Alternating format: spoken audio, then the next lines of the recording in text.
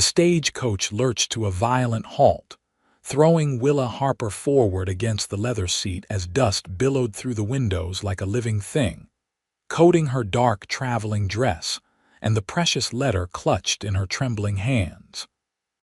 She peered outside, expecting to see the bustling streets of Silver Springs where her cousin's boarding house awaited, but instead found herself staring at a sprawling ranch with weathered wooden fences stretching toward distant mountains, the Nevada sun beating down mercilessly on the parched earth. "Thornton Ranch, miss," the driver called down, his voice gruff with exhaustion from the long journey through the desert terrain. Willa's heart dropped into her stomach. There must be some mistake.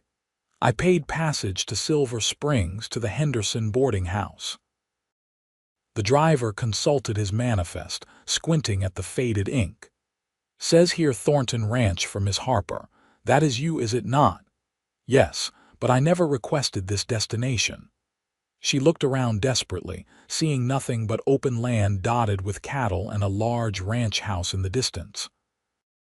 It was September of 1882, and she had traveled all the way from Boston with specific instructions, specific plans. This deviation could ruin everything. "Well, miss, I cannot take you back. We are behind schedule as it is. Someone from the ranch will have to sort this out." The driver was already tossing down her two battered trunks, eager to be on his way. Before Willa could protest further, the stagecoach disappeared in a cloud of dust, leaving her alone on the dirt road with her belongings and growing panic. The afternoon heat pressed down on her like a heavy blanket, and she could feel sweat beginning to dampen her collar, despite the modest cut of her dress. She had exactly $12 to her name, a letter of introduction to her cousin whom she had never met, and now no way to reach her intended destination. The sound of hoofbeats made her turn. A man approached on a massive chestnut horse, his broad-brimmed hat shadowing his face until he drew close enough for her to see his features. He was young, perhaps 26 or 27, with sun-bronzed skin and eyes the color of whiskey held up to lamplight. His jaw was strong and clean-shaven, and when he swung down from his horse with easy grace, Willa noticed he stood well over 6 feet tall. "Can I help you, miss?" His voice was deep, with a rough edge that spoke of years spent outdoors rather than in drawing rooms. "There has been a terrible mistake," Willa said, trying to keep her voice steady. "The stagecoach driver left me here, but I was meant to go to Silver Springs. Is there perhaps a way to send word or hire transportation?" The cowboy removed his hat, revealing dark hair that curled slightly at his temples. He looked genuinely concerned as he studied her face. "Silver Springs is 20 miles east. We do not get regular traffic out this way, and the next stage will not pass through until Friday." "That is 3 days from now." Willa felt her knees weaken. 3 days stranded with no money for lodging even if she could reach town. She had been so careful with her planning, so certain that she could make a new start in Nevada territory after her father's death had left her penniless and alone. Her mother had died when Willa was just a child, and her father's gambling debts had consumed what little remained of their Boston home. The letter to her cousin Eleanor was her last hope, a desperate reach for family she barely knew. "I see." She tried to think, but the heat and shock were making her thoughts sluggish. "Is there perhaps a nearby town where I might wait?"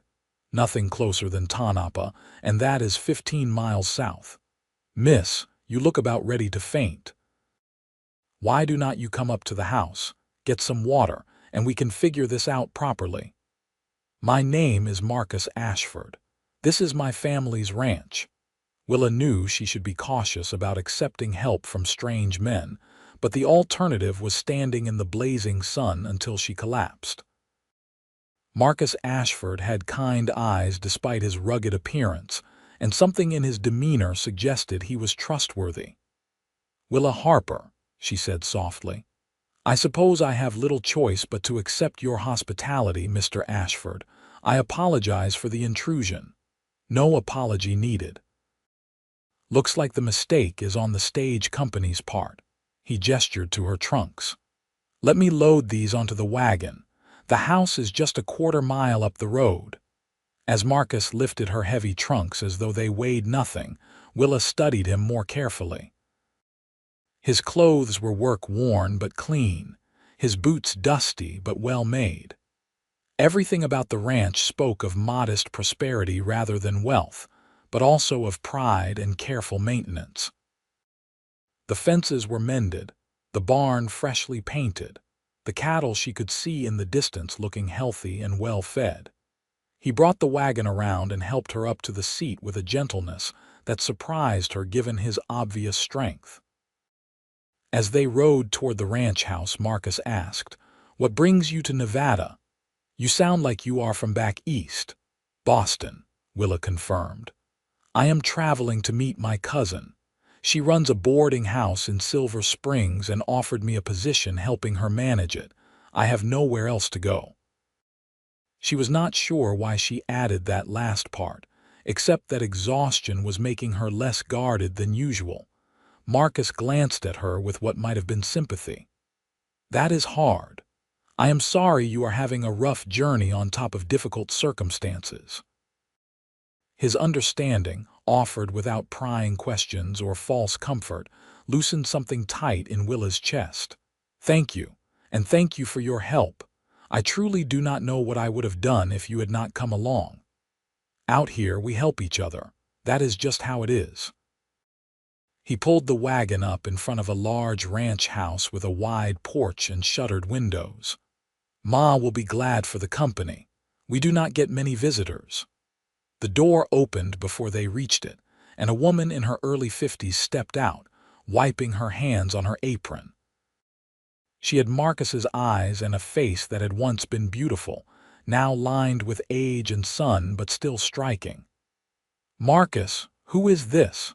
"Stage left her at our gate by mistake, Ma. This is Miss Willa Harper from Boston. She was meant to go to Silver Springs. I told her she could rest here while we sort out transportation." The woman's expression shifted from surprise to warm concern. "Oh, you poor dear. Come in, come in. I am Judith Ashford. Marcus, bring her things inside. Miss Harper, you look absolutely wilted. Let me get you some cool water and something to eat." Willa found herself ushered into a surprisingly spacious home with rough-hewn wooden walls covered in family photographs, and simple but comfortable furniture. The main room served as both kitchen and living area, with a large stone fireplace at one end and a sturdy table that could seat 8. Everything was spotlessly clean, and the smell of baking bread filled the air. Judith sat her down at the table and pressed a tin cup of water into her hands. "Drink slowly now. The heat can sneak up on people who are not used to it." She studied Willa with shrewd but kind eyes. "Boston," Marcus said. "That is quite a journey." "Yes, madam. I had hoped it would end more smoothly than this." Willa sipped the water, feeling it ease her parched throat. "Well, these things happen. You are welcome to stay here until we can get you to Silver Springs. We have a spare room. It is not fancy, but it is clean and private." The relief was so intense that Willa felt tears prick her eyes. She blinked them back quickly, not wanting to seem weak in front of these kind strangers. "I cannot impose like that. Surely there is some way to reach town today." Marcus had returned from depositing her trunks somewhere in the house. "Miss Harper, it is not an imposition. Ma is right. We have the space, and it would not be safe to make that journey now. The sun is too hot, and there are stretches of rough country between here and Silver Springs. Friday, when the stage comes back through, we will make sure you get on it with proper directions this time." "I have no way to pay you," Willa said quietly, her pride warring with her practical nature. "Did we ask for payment?" Judith's tone was gentle but firm. "Now I will hear no more about it. You are staying, and that is final. Marcus, go tell your father we have a guest for supper. Miss Harper, would you like to freshen up? I imagine you are covered in dust from that journey. Willa found herself led to a small bedroom with a simple bed covered in a colorful quilt, a washstand with a pitcher and basin, and a window looking out over the ranch land. Judith brought warm water and clean towels, then left her alone with instructions to rest if she needed. After washing the dust from her face and hands, Willa sat on the bed and finally allowed herself to feel the full weight of the day. Everything had gone wrong, yet somehow she had landed in the care of people who seemed genuinely kind. She thought of Marcus's strong hands lifting her trunks, Judith's warm welcome, and felt a flicker of something she had not experienced in months: hope. That evening at supper, Willa met Marcus's father, Thomas Ashford, a weathered man in his late 50s with silver streaking his dark hair and a quiet, steady presence. He greeted her politely but seemed content to let Judith do most of the talking. There was also Marcus's younger brother, Nathan, who was 22 and had his brother's build but lighter hair and eyes. He grinned at Willa with open curiosity. "So you are the package that got misdelivered," Nathan said, earning a sharp look from his mother. "Nathan, mind your manners." "I am just saying, it is not every day the stage drops off a pretty lady at our gate." Nathan's tone was teasing but harmless. Marcus shot his brother a look Willa could not quite interpret. "Miss Harper has had a difficult day. Let her eat in peace." The meal was simple but delicious. Roasted chicken, fresh bread, beans flavored with bacon, and preserved peaches for dessert. Willa ate more than she had in days, realizing that the anxiety of travel had stolen her appetite until now. The family talked easily among themselves, including her in the conversation without making her feel obligated to contribute more than she wished. She learned that the Ashfords had owned the ranch for 15 years, having moved from California after drought killed their previous prospects. Thomas had built the house with his own hands, and Judith had raised her boys while also managing the household and helping with the ranch accounts. Marcus ran most of the day-to-day operations now, while Nathan handled the cattle and Thomas took care of the horses. "Do you have family back in Boston?" Judith asked carefully, as though sensing this might be delicate territory. "No, madam. My father passed away 6 months ago. My mother died when I was young. I have a cousin here in Nevada, Eleanor Henderson. She is my mother's sister's daughter. We have corresponded but never met in person. She offered me a position at her boarding house." "That is Eleanor Henderson of Silver Springs," Thomas spoke up, surprising Willa. "I know of her. She runs a respectable establishment, very particular about her guests. You will do well there." The confirmation that her cousin was known and respected eased another of Willa's worries. "I am glad to hear that. I confess I was taking a chance, knowing so little." "Sometimes the best things come from chances," Marcus said quietly, and when Willa met his eyes across the table, she saw something in them that made her heartbeat quicken inexplicably. After dinner, Judith insisted Willa retire early to recover from her journey.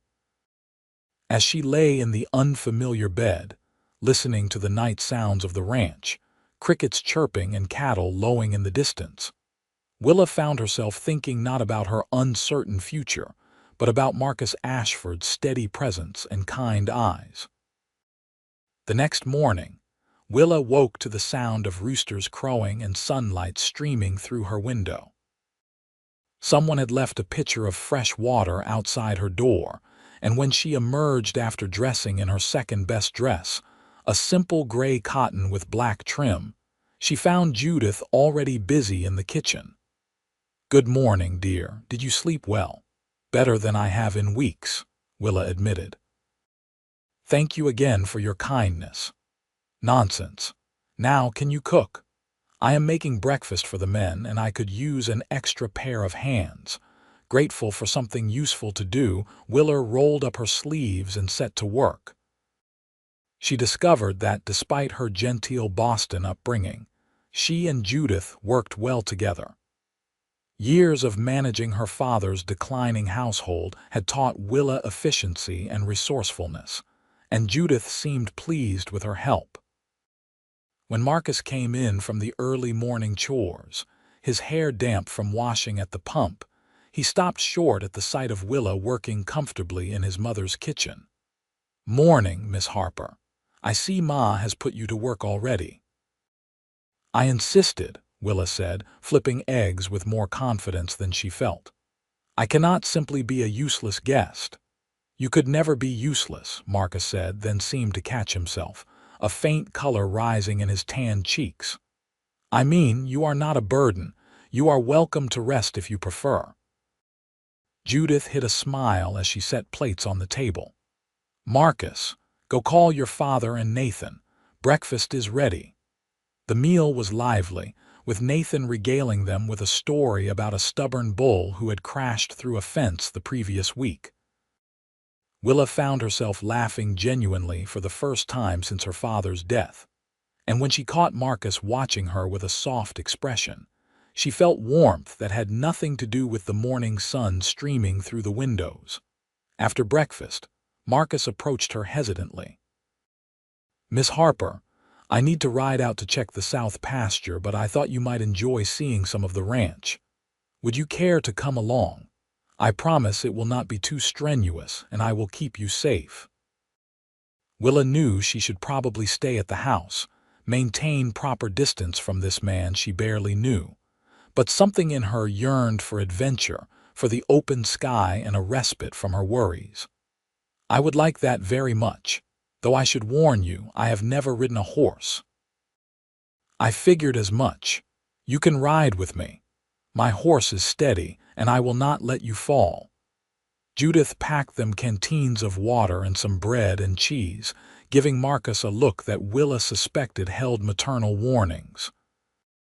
Then Willa found herself being lifted onto Marcus's large chestnut horse, her legs positioned side saddle, while Marcus swung up behind her.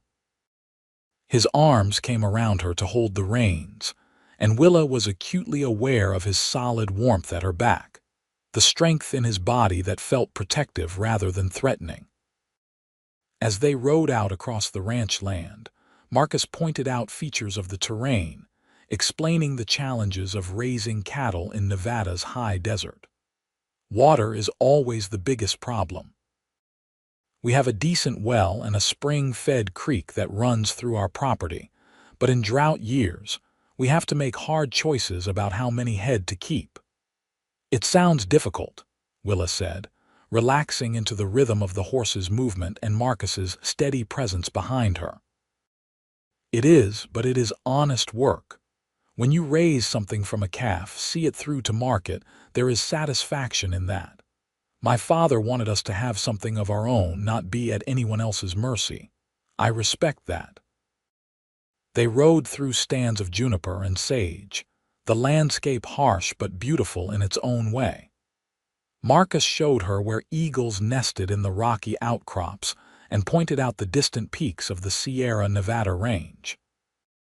He spoke with quiet passion about the land, and Willa found herself fascinated not just by what he said, but by the way he said it. "What was Boston like?" Marcus asked after a comfortable silence. "I have never been farther east than Utah." Willa considered how to answer. "Crowded, noisy, full of rules about what ladies should and should not do, most of them designed to keep us decorative and helpless. I loved the libraries and the theaters, but I never quite fit the mold expected of me. My father was a professor before he started gambling. He taught me to read and think, which apparently made me too opinionated for polite society." Marcus chuckled, and she felt the rumble of it against her back. "I like opinionated women. My mother has opinions about everything, and she is usually right. What about you, Marcus? Have you always wanted to be a rancher?" He was quiet for a moment, and Willa felt him shift slightly behind her. Honestly, when I was younger, I dreamed about seeing the world, San Francisco, maybe even New York. But when I got old enough to help seriously with the ranch, I discovered I loved this life. The freedom of it, the connection to the land. My father is getting older, and he is counting on me to keep this place going. That matters more to me than seeing cities. There was something wistful in his voice, though, a hint of roads not taken. Willa understood that feeling intimately. Sometimes responsibility and desire are not the same thing, but that does not mean the choice is wrong. That is wise, Miss Harper. Please call me Willa. Miss Harper makes me feel like a schoolteacher. She felt him smile even though she could not see his face. Willa, then, and you should call me Marcus, not Mr. Ashford. They stopped by a creek to water the horse and rest. Marcus helped Willa down, his hand spanning her waist, lingering just a moment longer than necessary. They sat in the shade of a cottonwood tree, watching the water flow over smooth rocks, and talked with the ease of old friends rather than new acquaintances. Marcus told her about growing up on the ranch, about learning to rope and brand, about the year they nearly lost everything to disease that swept through the cattle. Willa told him about her father's slow decline, the terrible months after his death when she discovered the extent of his debts, the humiliation of selling everything she owned except what fit in 2 trunks. I felt like such a coward, running away to Nevada, she admitted. But there was nothing left for me in Boston. No home, no prospects for marriage without a dowry, no respectable work available to a woman alone. You are not a coward, Marcus said firmly. You are brave. It takes courage to start over, especially coming to a place so different from everything you know. Willa looked at him, this man she had known for less than a day, and felt seen in a way she had never experienced before. Not judged for her circumstances or pitied for her losses, but recognized as someone with strength and worth. Thank you for saying that. I mean it. His amber eyes held hers, and Willa felt something shift between them, a connection forming that was both thrilling and terrifying. They rode back to the ranch house in the late afternoon, and Willa helped Judith prepare supper while trying not to watch Marcus too obviously, as he worked with Nathan to mend a section of corral fence visible from the kitchen window. Judith noticed her glancing that direction and smiled knowingly, but said nothing. That night after supper, the family gathered in the main room. Judith worked on mending, Thomas read an agricultural journal, and Nathan cleaned his rifle. Marcus pulled out a battered book and offered it to Willa. I thought you might like something to read. This is not much, but it is one of my favorites. She took it carefully. It was a collection of poems by Walt Whitman, the pages worn soft from repeated handling. I love Whitman. My father used to read Song of Myself aloud. Marcus's face lit up. I have never met anyone else who appreciates his work. Most people think it is too unconventional. They spent the next hour discussing poetry while the rest of the family smiled indulgently. Willa discovered that Marcus had taught himself to love literature during long winter evenings. And despite his lack of formal schooling, he had a sharp intelligence and genuine passion for words. She found herself drawn not just to his physical presence but to his mind, his thoughtfulness, his quiet strength. When she finally retired to bed, she lay awake thinking about tomorrow, Friday, when the stage would come and take her away to Silver Springs and the life she had planned.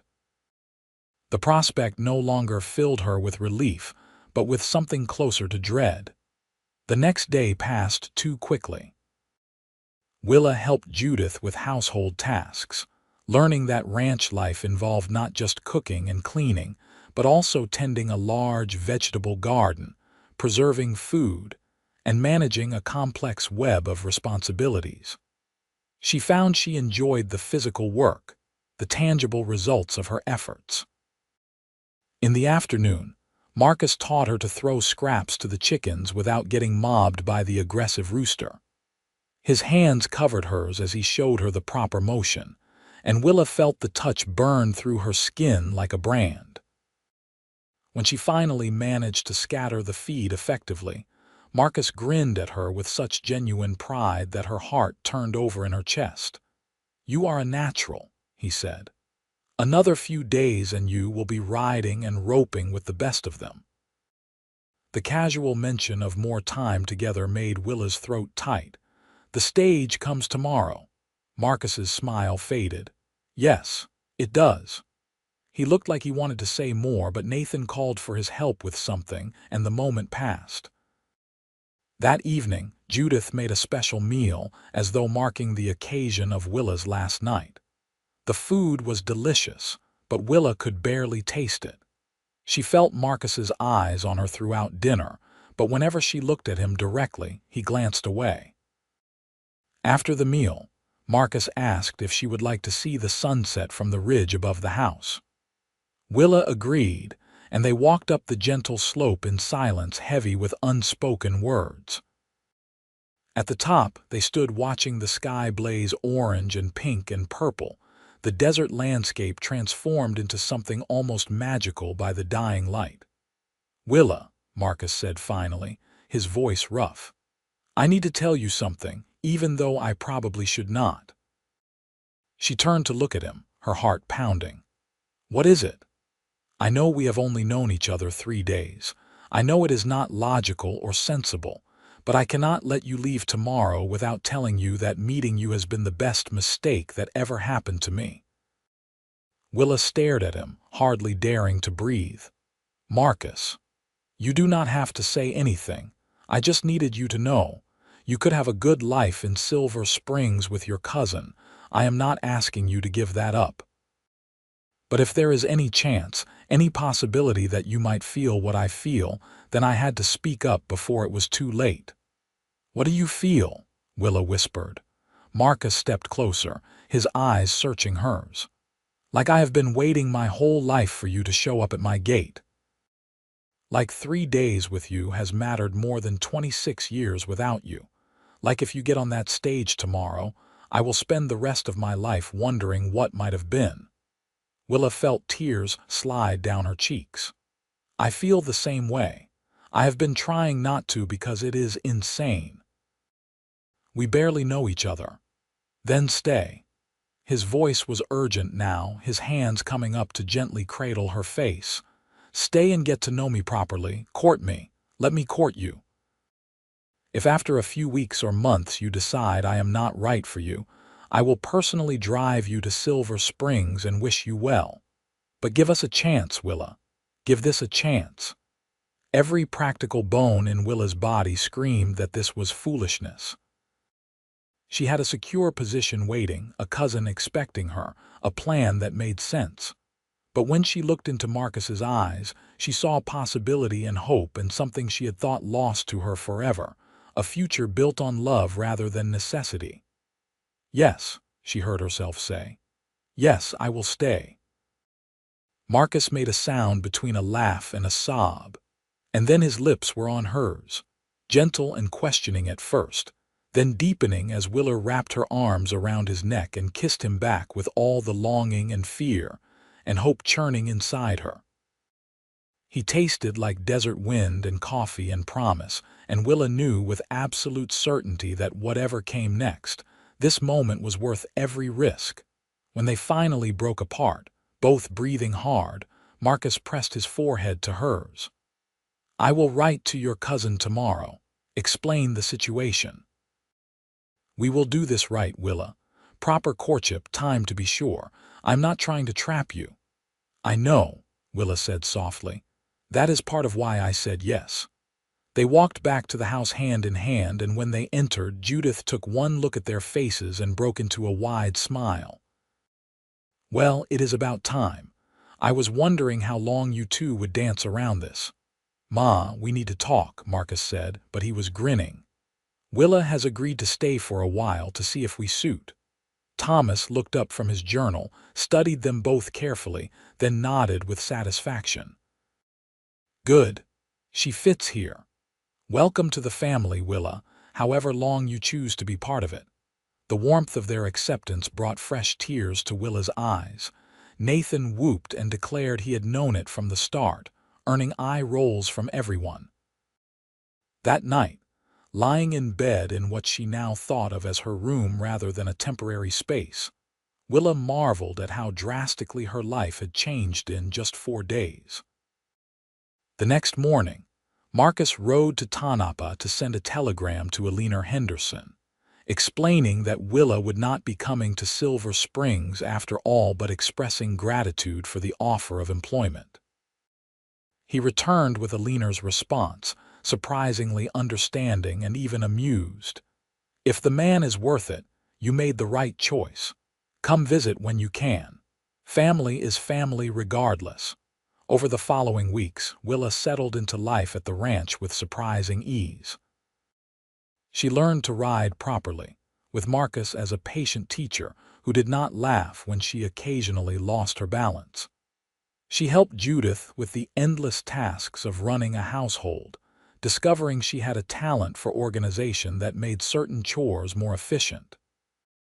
She even learned to assist with some of the ranch work, though she drew the line at branding cattle. Marcus courted her with old-fashioned courtesy that somehow never felt stifling. He brought her wildflowers picked from the range. He read poetry to her in the evenings.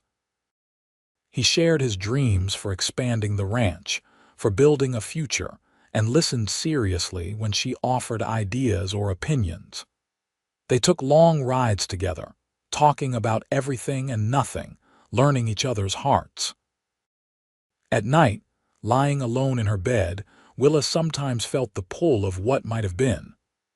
But increasingly, those thoughts were not about the life she had planned in Silver Springs, but about the life she had lost in Boston. And she found, to her surprise, that she did not miss it.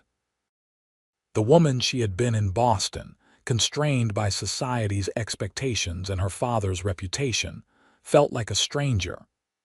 Here in Nevada, working alongside the Ashfords, falling in love with Marcus, she was becoming someone new and truer. 6 weeks after her arrival, Marcus took her back to the ridge where he had first told her how he felt. The early November evening was cool, and he wrapped his coat around her shoulders as they watched the sunset. "Willa," he said quietly, "I know we agreed to take our time. But I need to know, are you happy here? Truly happy, not just making the best of circumstances." She turned to face him fully. "Marcus, I am happier than I have ever been in my life. This ranch, your family, this life, it feels right in a way Boston never did. And you." She reached up to touch his face. "You make me feel like I've come home." He caught her hand and kissed her palm. "Then marry me. Not because you have nowhere else to go, but because you want to build a life here with me. I promise I will spend every day trying to make you glad you said yes." "I do not need promises," Willa said, her eyes filling with happy tears. "I just need you. Is that a yes?" "It is absolutely a yes." Marcus kissed her then, deep and long, and Willa felt the last piece of her heart that she had been holding back settle into place. When they returned to the house and announced their engagement, Judith cried happy tears while Thomas shook Marcus's hand with quiet pride. Nathan declared himself best man and started planning how to make the wedding memorable. They were married on a cold December morning in Tanapa, at the small church that served the scattered ranching community. Alina Henderson came from Silver Springs, and Willa finally met the cousin who had offered her a lifeline. Alina was a handsome woman in her 40s with shrewd eyes and a kind smile. "You chose well," Alina told Willa as they prepared in the small room behind the church. "I can see he loves you truly. Your mother would have been glad to know you found this." Willa wore a simple dress of cream-colored wool that Judith had helped her sew, with wildflowers in her hair despite the season, preserved by Judith's clever methods. When she walked down the aisle and saw Marcus waiting at the altar in his best suit, his eyes shining with emotion.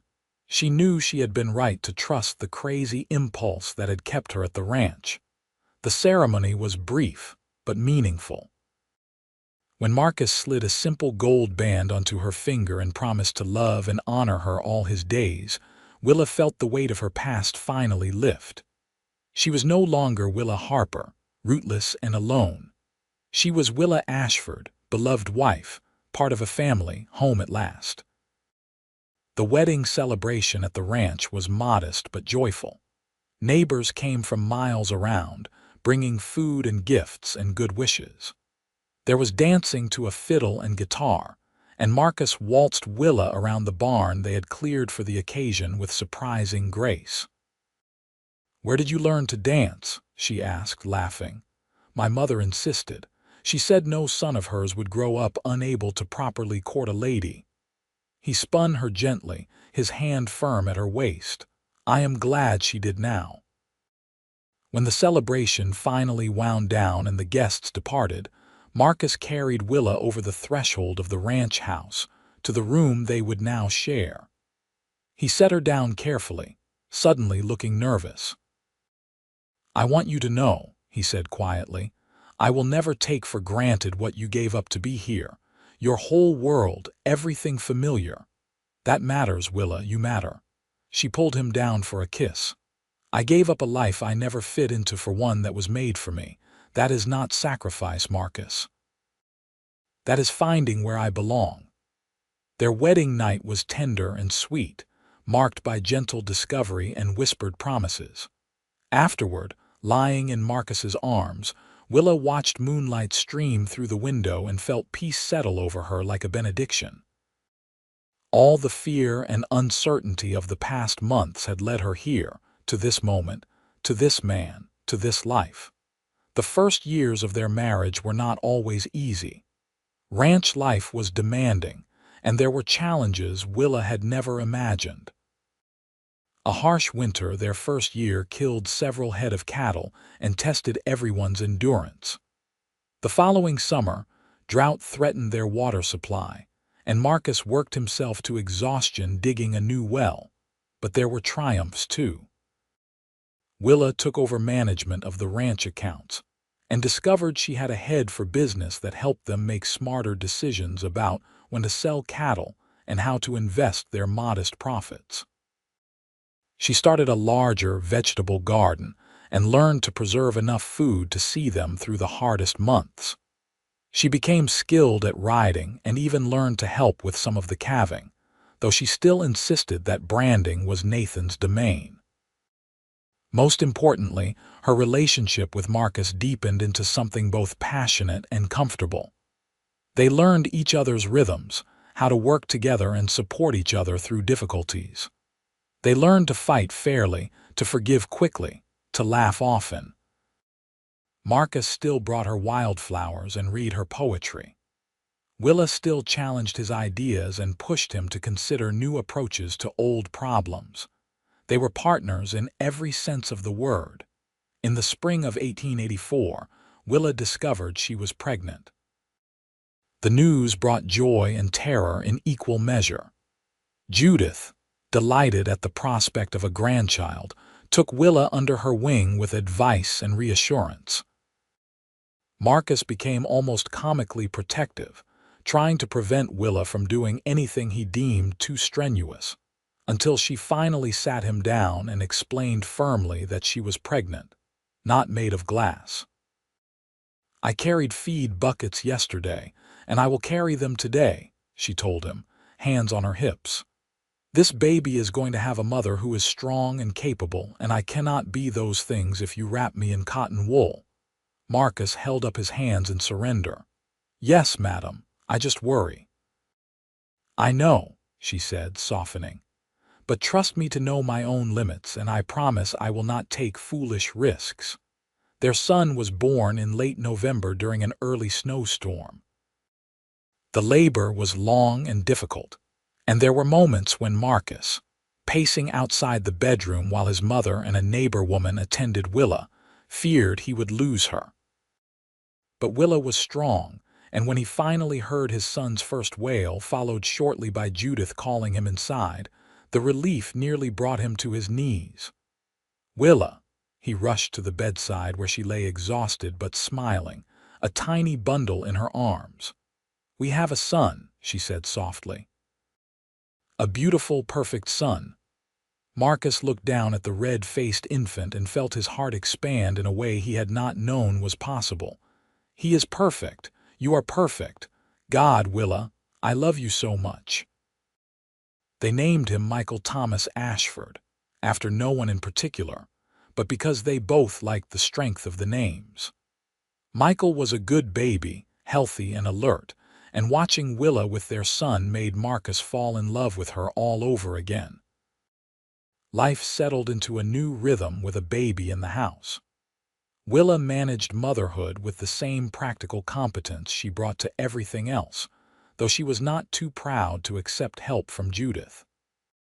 Marcus discovered that fatherhood suited him, that he loved teaching his son about the world even when Michael was too young to understand.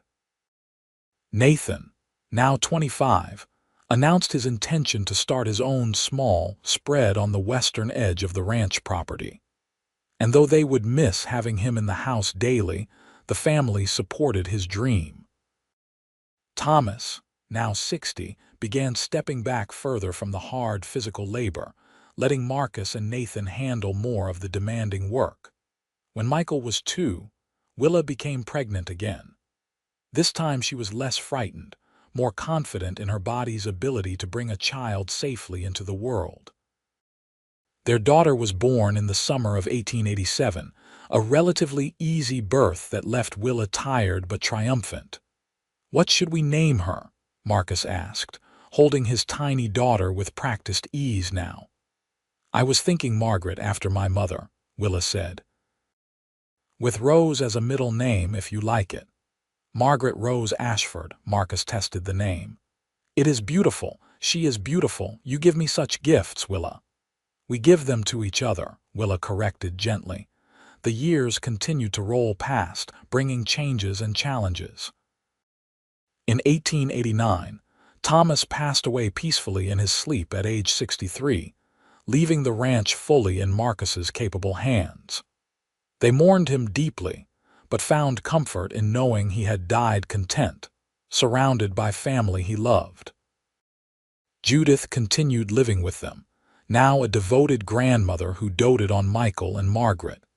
Nathan married a schoolteacher from Tonopah named Sarah, and they had their first child the following year. The ranch grew and prospered under Marcus and Nathan's joint management, their different strengths complementing each other well. Willa's business acumen helped them weather economic downturns that devastated some of their neighbors. In 1891, nearly 9 years after that fateful stagecoach mistake, Willa stood on the ridge watching another sunset with Marcus. Michael, now 6, was playing near the house with his sister Margaret, their laughter carrying on the evening breeze. Judith sat on the porch mending, and in the distance, Willa could see the expanded herd that represented their security and success. "You ever regret it?" Marcus asked quietly. "Staying here instead of going to Silver Springs?" "You could have had an easier life, maybe married someone with more education or refinement." Willa turned to him with gentle exasperation. "Marcus Ashford, after 9 years of marriage, do you really not know the answer to that?" He smiled sheepishly. "I suppose I just need to hear it sometimes." She took his hand, lacing their fingers together. "I have never regretted it for a single moment. This life, this family, you are everything I never knew I wanted. That stagecoach bringing me here by mistake was the best thing that ever happened to me." "Funny," Marcus said, pulling her into his arms. "I was just thinking the same thing. Best mistake that ever happened to me." They kissed as the sun sank below the horizon, painting the Nevada sky in shades of fire. Behind them, their children played, and before them stretched years of love and work and life together. Willa had come west running from loss and seeking mere survival, but she had found something far more precious. A home not just in a place but in a person. A love that had grown from impossible circumstances into the bedrock of her existence. As they walked back to the house hand in hand, Willa thought about the woman she had been that hot September day, stepping off the stagecoach with terror in her heart and $12 to her name. That woman had been so afraid, so certain that her life was ending rather than beginning. If she could somehow speak to her past self, Willa would tell her that sometimes the best journeys are the ones that start with getting lost, that sometimes the greatest love stories begin with mistakes, and that home is not always where you expect to find it. The years continued their steady march. Michael grew into a strong, thoughtful boy who idolized his father and loved helping with the ranch work. Margaret was bright and curious, already showing signs of her mother's sharp mind and her father's gentle heart. In 1893, Willa gave birth to their third and final child, another son they named William after Willa's father, hoping to honor the good in the man despite his failings. Judith lived to see all three of her grandchildren through Marcus and Nathan's family flourish.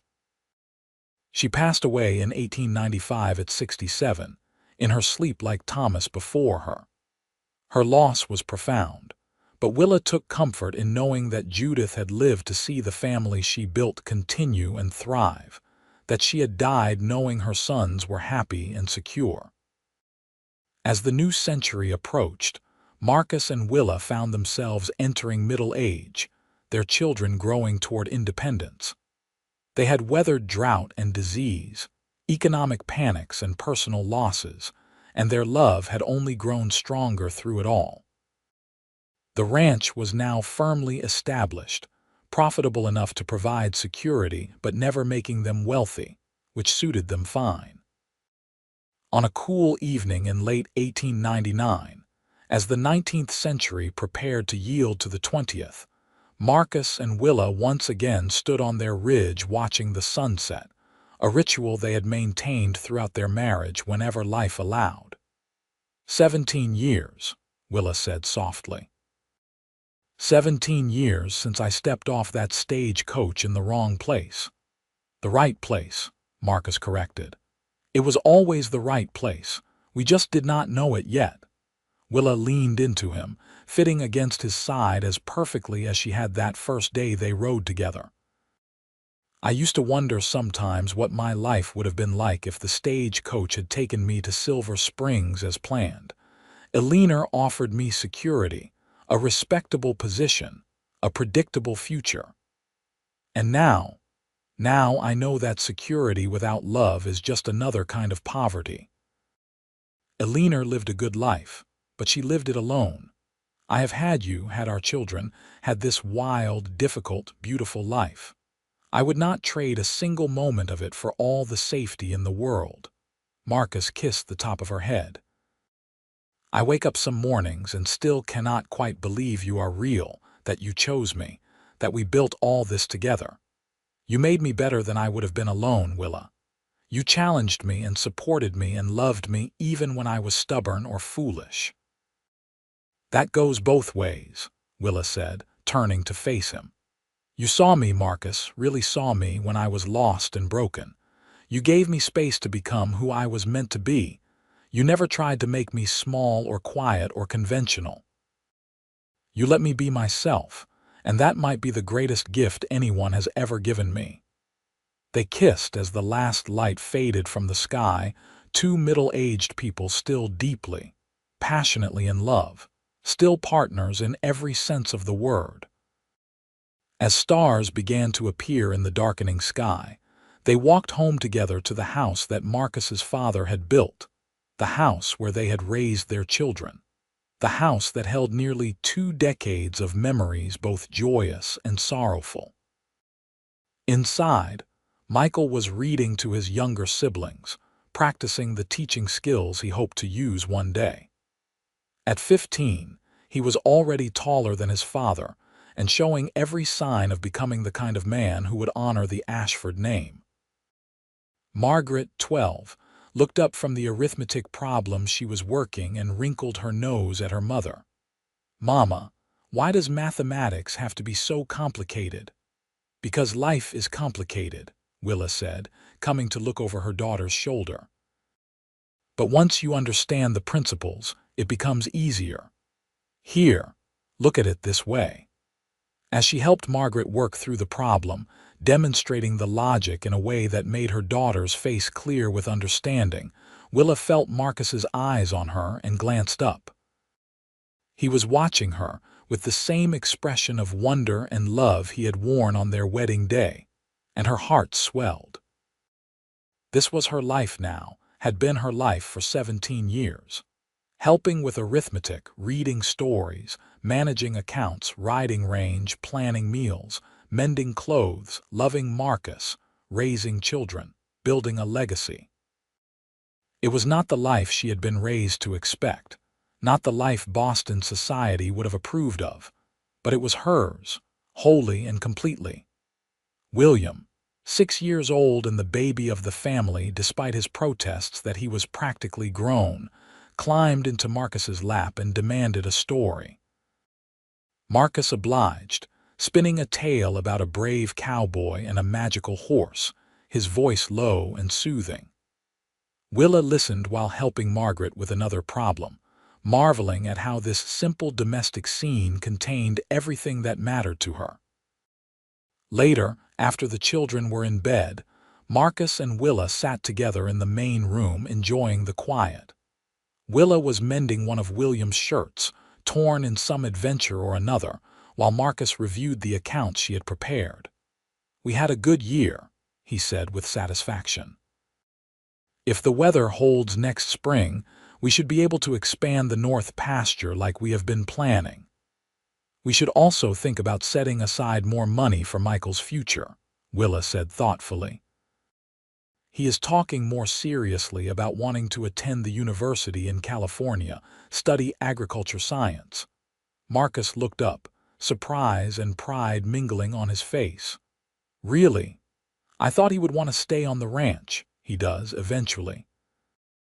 But he wants to learn modern methods, bring new knowledge back here. I think it is wonderful, Marcus. Our son wanting education, wanting to improve what we have built." "You are right," Marcus said slowly. "It is wonderful.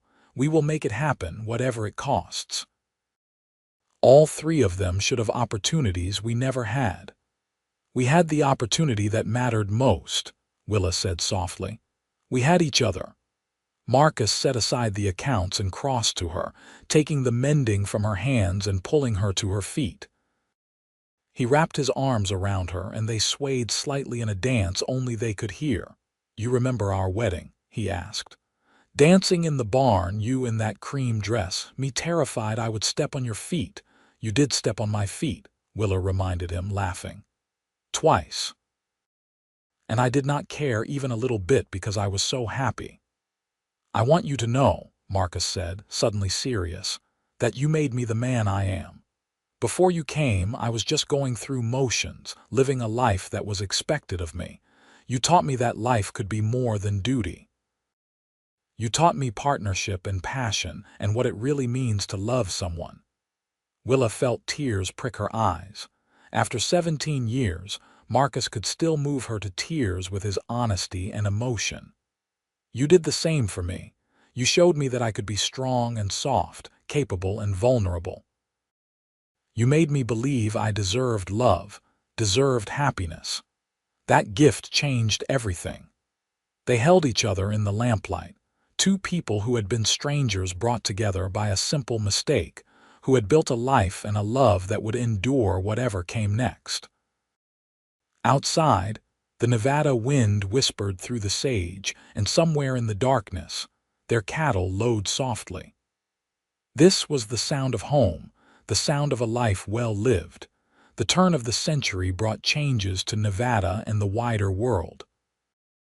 In 1900, news reached the ranch of events far away, of wars and inventions and social movements. But life on the Ashford Ranch continued much as it had, shaped more by seasons and cattle prices than by distant headlines. Michael did indeed go off to university in 1902, sending letters home full of enthusiasm about crop rotation and breeding techniques.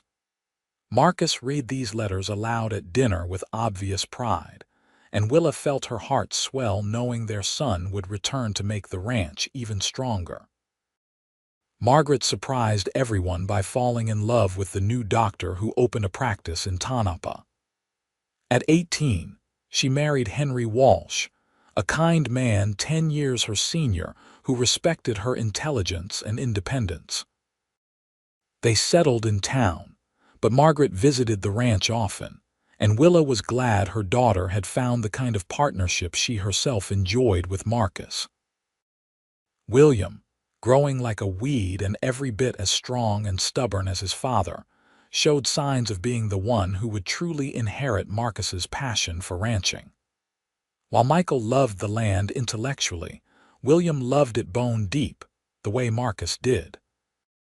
Father and youngest son could often be found working side by side, communicating more through companionable silence than words.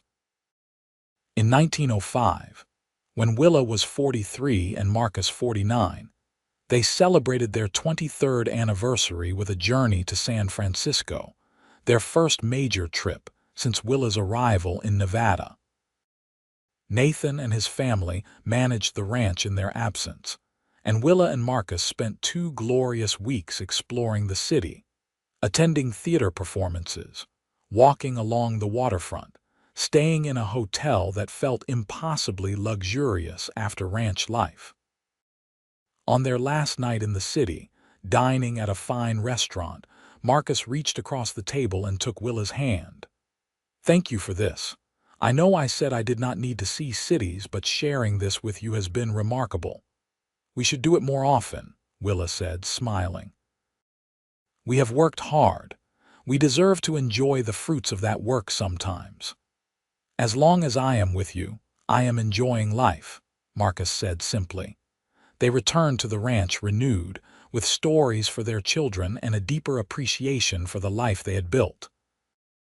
The years flowed on, bringing grandchildren through Margaret, and eventually through Michael, who returned from university, married a woman he met there, and settled on the ranch with new ideas about sustainable cattle management. By 1910, Marcus and Willa were in their early 50s, their hair graying but their health still strong. They had lived to see the ranch prosper beyond Thomas's original dreams, to see their children grown and happy, to see the beginning of a 3rd generation of Ashfords working the Nevada land. On a summer evening, sitting on the porch and watching the sun set in its familiar glory, Willa reflected on the long arc of her life. Nearly 30 years had passed since that September day when the stagecoach had deposited her at the wrong ranch. She was no longer the frightened young woman with $12 and fading hope. She was Willa Ashford, matriarch of a thriving ranch family, grandmother to 5 and counting, partner to a man she loved more with each passing year. "What are you thinking about?" Marcus asked, rocking gently in his chair beside her. "About how strange and wonderful life is," Willa said. "About how a simple mistake changed everything. About how grateful I am for every single day we have had together." Marcus reached for her hand, his grip still strong despite the arthritis beginning to stiffen his fingers. "The stagecoach brought you to my ranch by mistake," he said, repeating the words he had spoken many times over the years, "and it was the best mistake that ever happened to me." "To both of us," Willa corrected, squeezing his hand. "To both of us, my love." As darkness fell and stars emerged in the vast Nevada sky, they sat together in perfect contentment, 2 people who had found in each other everything they needed. Their love story had begun with an error in a stage company's manifest, but it had become something far greater. A testament to the power of taking chances, of choosing love over security, of building a life together one day at a time. The ranch would continue long after they were gone, passing to William and eventually his children. The Ashford name would remain tied to this land, this place where a frightened Boston widow had once stepped off a stagecoach and into the arms of a cowboy who would become her whole world. But those were concerns for the future. Tonight, Willa and Marcus simply sat together watching the stars, holding hands, grateful for the mistake that had brought them together and the love that had kept them that way for nearly 3 decades. Tomorrow would bring work and challenges and the ongoing business of life, but in this moment, everything was exactly as it should be: perfect, complete, home.